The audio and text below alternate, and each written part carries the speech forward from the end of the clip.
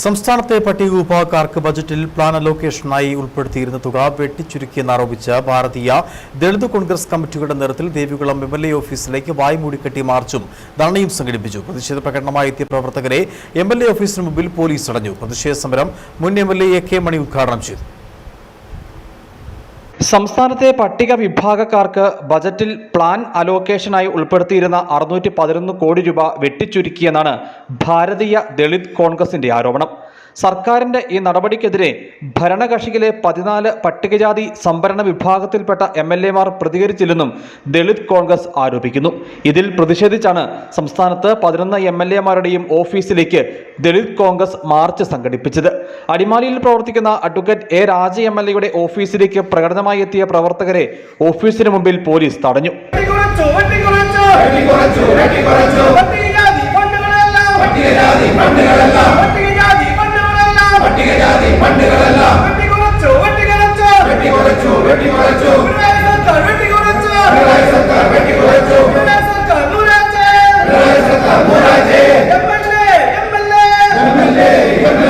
തുടർന്ന് ധർണാ സമരം മുൻ എംഎൽഎ എ.കെ. മണി ഉദ്ഘാടനം ചെയ്തു.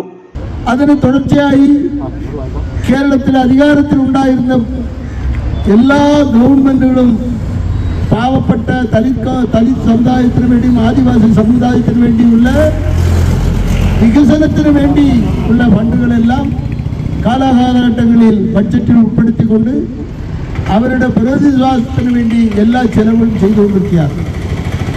പക്ഷേ ഞങ്ങൾ അധികാരത്തിൽ വന്നാൽ എല്ലാം ശരിയാവും എന്ന് പറഞ്ഞ് അധികാരത്തിൽ റേഷൻ അരി പോലും ഇല്ലാതെ പച്ചയരി കൊടുത്തുകൊണ്ട് വോട്ട് വാങ്ങിച്ച മാർക്സിസ്റ്റ് കമ്മ്യൂണിസ്റ്റ് പാർട്ടി ഇടതുമുന്നണി ഇന്ന് കേരളത്തെ നശിപ്പിച്ചുകൊണ്ടിരിക്കുകയാണ്. ഒരു സമൂഹത്തിനും സംരക്ഷണമില്ല. ഭാരതീയ ദളിത് കോൺഗ്രസ് അടിമാലി ദേവികുളം ബ്ലോക്ക് കമ്മിറ്റികളുടെ നേതൃത്വത്തിലാണ് പ്രതിഷേധ സമരം നടന്നത്. ദളിത് കോൺഗ്രസ് ജില്ലാ പ്രസിഡന്റ് P.A. സജി അധ്യക്ഷത വഹിച്ചു. ദളിത് കോൺഗ്രസിന്റെയും വിവിധ പോഷക സംഘടനകളുടെയും പ്രതിനിധികൾ സമരത്തിൽ സംസാരിച്ചു. News bureau, Adimali.